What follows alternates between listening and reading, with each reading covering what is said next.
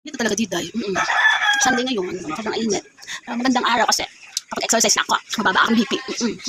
Hapon pa naman ang pag-uusapan namin ng gusto mag-work. Kaya lang, bala na. Pero sana, yung sisi ko bunso, mag-work na. Oo, di ba na mag-aalaga sa dalawang anak eh. Mas okay pa.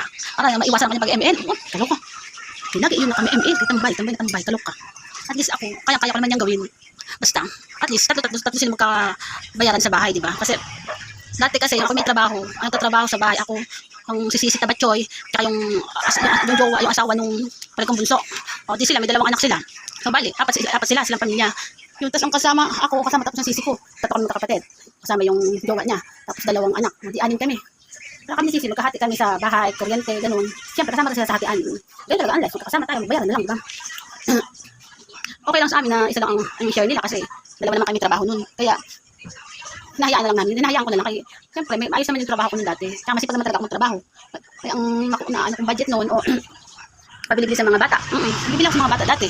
Tapos, pag may bayaran, kailangan bayaran, biglang nagkawalang pera. Kasi ang ending, ako pa rin maghahanap. Wala ako maghanap ng budget or kung ano mababayaran. Ay minsan, ang nangyayari kasi, ako may pasok, may trabaho noon. Parang halos lahat, ako nagkaka-stress. Nagkaka-stress ako dati kung ano man dapat yung mabayaran. Kung may kakainin, kung ano dapat kainin, kasi walang budget.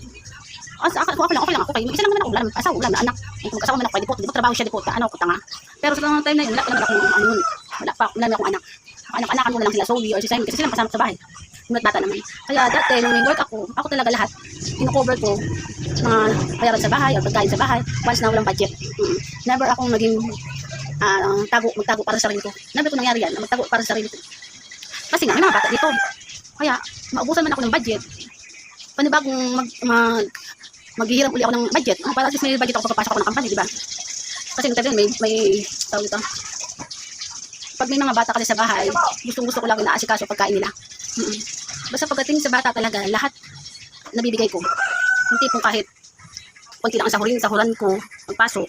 Basta, pag nakasama ko yung bata, may gusto bayarin na pagkain or ano dyan, sa tabi-tabi at tindahan. Yun, ano ako sila bago pumasok, bigyan ko sila ng merienda, pagkain din eh.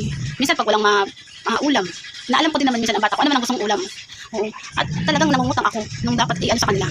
Kaya lang may mga chance talaga na medyo hirap na hirap ako yung cover na ako sa pagkautang. Kasi minsan nagkakalate ang sahod.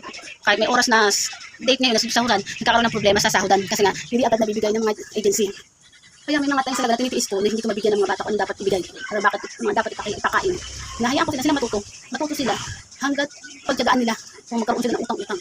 Kasi bilang isang pamilya, isang ano, dapat marunong ako kahit kada utang kanya magkadabuan, ano katabat magkanda ipon-ipon ng iyong utang. Okay lang yun kasi may mga anak ka. Diba? Ganun yun. Kasi ako naman noon, kahit wala man sakit, wala man lang akong anak, pero kasama pa mga kapatid ko, ginagawa ko pa rin yun. Dahil sa ngayon, nagkaroon ako pamangkin na TV kasama sa bahay. Sulat noon, talagang lahat pinagbibigay ko kung anong kaya kong gawin, kahit kung ibigay. Hirap salita, hirap ng salita. Kaya sa totoo lang, gusto kong magtrabaho. Kasi lalo na may ginagin okay yung trabaho ko nung huli. Pag anuhin ko man yung bata, bago pumasok, hindi ako talaga ng merienda sila. Minsan, pag alam ko naman nasa sarili ko, kahit sila nagsalita, nakikita ko, anong gusto mong ulam, baby? Ganun, kasi nga, bibigyan ako ng pambili ng budget, nakakain ng bata. Minsan, yung bata, binibigyan ko, kunyari, may mag-okay ang sahod ko ngayon, medyo may mga extra.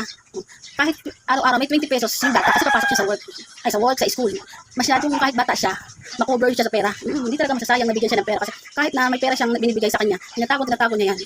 Kaya ang ending, minsan nagkukulang ako ng budget, wala akong pera, pinapautang niya rin sa akin kahit ako nagbigay noon. Pero kahit nabayaran ko sa kanya, bayaran ko yun kay Zoe ko, binabayaran ko pag sahod ko. Nasahod ako yun. Kaya lang may cover, kunyari ang 200, may bayad 100 o 150 kung may haya pa ako. Ganon. Kaya masaya rin, matutuman si Zoe, matuto siyang mag-keep ng pera. Kaya tuwan-tuwa yan na meron siyang allowance sa akin. Maganda lang, talaga hindi siya magastos. Kasi nakakain naman siya dito. Minsan pag may binibilihan ko din, dati may work ako.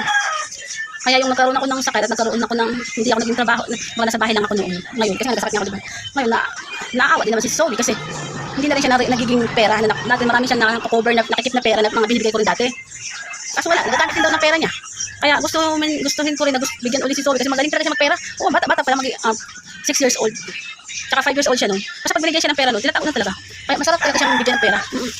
Kaya yun, gusto ko man magtrabaho, ayoko magkaroon ng problema ako. Pag may nararamdaman pa ako kasi ayoko rin ang nararamdaman, ang mga problema, makasisi ko din, di ba? Kasi ano ilang katastos malamang kayo, wala naman ako magbabayad niyan, wala akong pera. Ganun talaga siguro ang life. Pero sana magkaroon na lang trabaho, as trabaho lang yung kapatid kong bunso para sila magjowa, mag-asawa, magkaroon ng trabaho. Pwede ba ako na magtrabaho ng dalawang bata, sa sila na mag-alaga, mas makakover ko pa. safe na safe pa. Marami pa siya matututo pag akong kasama. Kahit pag sila kasi maraming talagang mga tipungan, mga ML, di po, hindi ko malaman-laman sila sa mga yan. Kaya at least, mga sa pool naman, nag-aalaga ako ng mga kapatid. May mga ngayon, mga pamangkin. Kaya yun, sana sila magkatrabaho. Kahit ako na lang, at least hindi ako, sila, tatlo sila magkakashare sa bahay pag nagtatrabaho. Kasi tatlo silang magtatrabaho, sila magko-cover sa lahat ng mga dapat paghati-hatian sa bahay. Di ba ganun? Gustuin ko man. Ay, malay mo naman, sa ginagawa kong ganito, di ba? Pagbigyan ako ni Papa Jesus at maging bossing na ako si Meta, si Boss Meta, para karoon ako ng sahod ko, sarili ko sahod na makatulong ako ng mga budget bayaran. Di ba yun? Goodbye lang.